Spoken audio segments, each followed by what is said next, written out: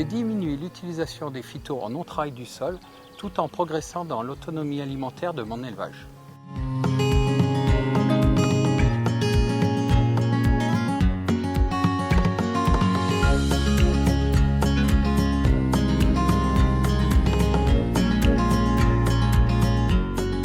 Alors, bienvenue chez moi sur mon exploitation à Sainte-Catherine. Nous sommes à 750 mètres d'altitude.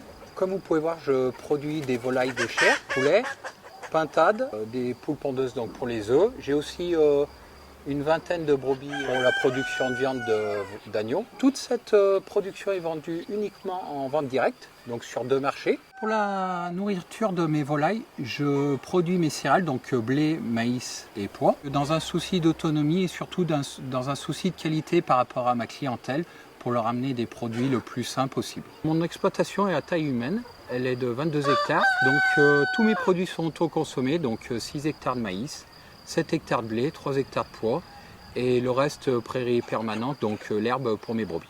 Voici la configuration de mes terrains, donc qui sont plutôt en pente. Donc de ce fait, on a pas mal de problèmes d'érosion. Donc du coup, je voulais passer en no-labour pour éviter d'être dans des impasses techniques. Donc je suis rentré dans le réseau des filles.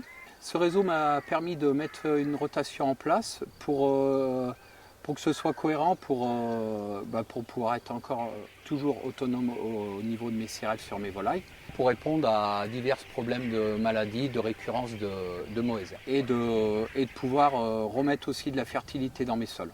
Alors entre mes céréales que j'aurai à moissonner à l'été et l'implantation du maïs, je mets un couvert intermédiaire. Et donc pour détruire ce couvert intermédiaire, j'utilise la technique du scalpage, donc qui me permet de limiter les produits phytos, de les éviter et aussi d'incorporer mon fumier de volaille. L'objectif du scalpage est double, donc il permet de détruire le couvert et aussi de réchauffer un petit peu le sol vu qu'on est en altitude et ça facilite le démarrage du maïs. Sur le blé, par rapport à ma clientèle, je n'utilisais ni de fongicides ni d'insecticides. Donc du coup, on est arrivé à trouver une piste qui est de faire un mélange de variétés. Donc du coup, je mets 5 variétés de blé qui se complètent par rapport à leur résistance aux maladies, que j'inocule ou que je traite juste simplement avec du vinaigre blanc. Voilà, pour baisser la pression phyto et en ayant quand même des résultats. Donc là, nous nous trouvons sur une parcelle de pois qui m'a permis en fait d'augmenter mes rotations, d'allonger mes rotations et d'être autonome en protéines pour mon élevage.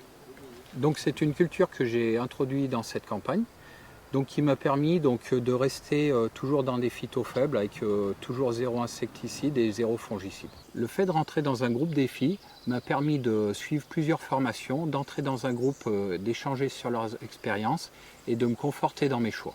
Sur l'exploitation d'Hervé, on retrouve plusieurs types de leviers qui permettent de maîtriser l'utilisation des phytos sur son exploitation.